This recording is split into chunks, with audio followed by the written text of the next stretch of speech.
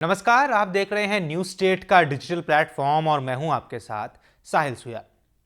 8वें वेतन आयोग के गठन की मांग के बीच देश के करीब 1.25 करोड़ केंद्रीय कर्मचारी और पेंशनर्स के लिए अब अच्छी खबर है।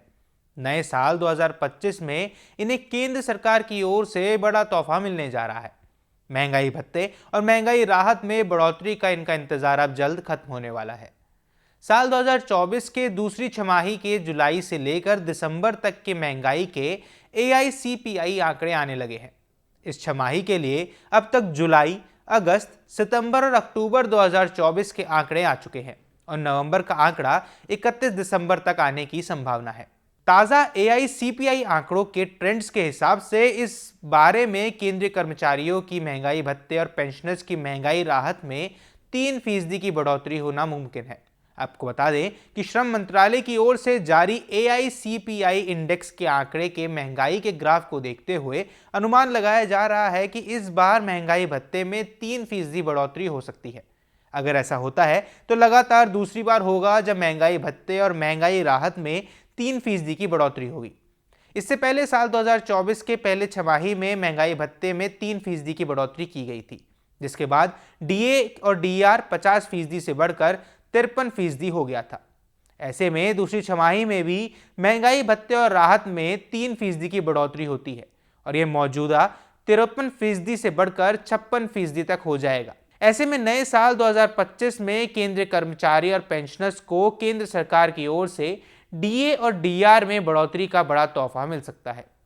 इससे केंद्र सरकार करीब 48 लाख कर्मचारी और 67 लाख पेंशनर्स को सीधा फायदा पहुंचाने वाली है। इनकी सैलरी और पेंशनर्स में बड़ी बढ़ोतरी दर्ज की जाएगी। आपको बता दें कि महंगाई भत्ते की गणना कर्मचारियों के मूल वेतन के आधार पर की जाती है।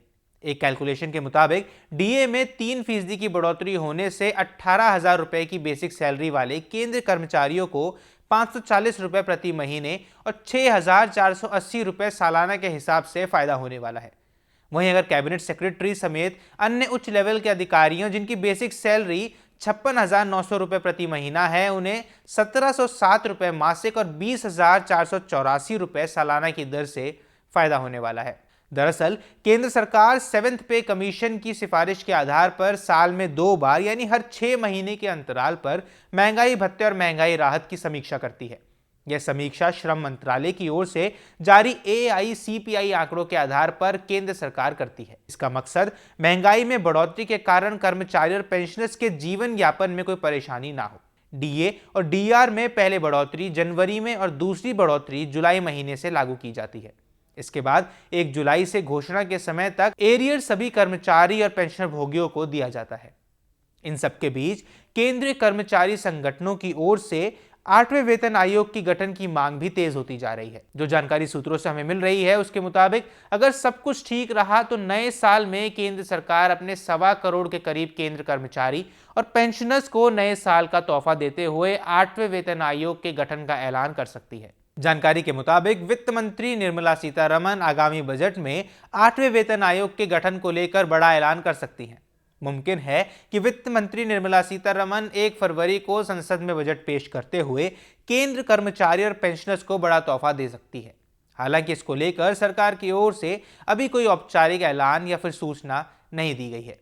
वहीं आपको बता दें कि सैलरी के ऊपर दी गई कैलकुलेशन सिर्फ अनुमान के आधार पर है। बाकी भत्ते से जुड़ने और फिटमेंट फैक्टर की वजह से वास्तविक सैलरी अलग हो सकती है। ये आंकड़े सिर्फ महंगाई भत्ते के अंतर को दिखा रहे हैं। इस पूरे मुद्दे पर आपकी क्या राय है, हमें कमेंट बॉक्स पर जरूर बताएं।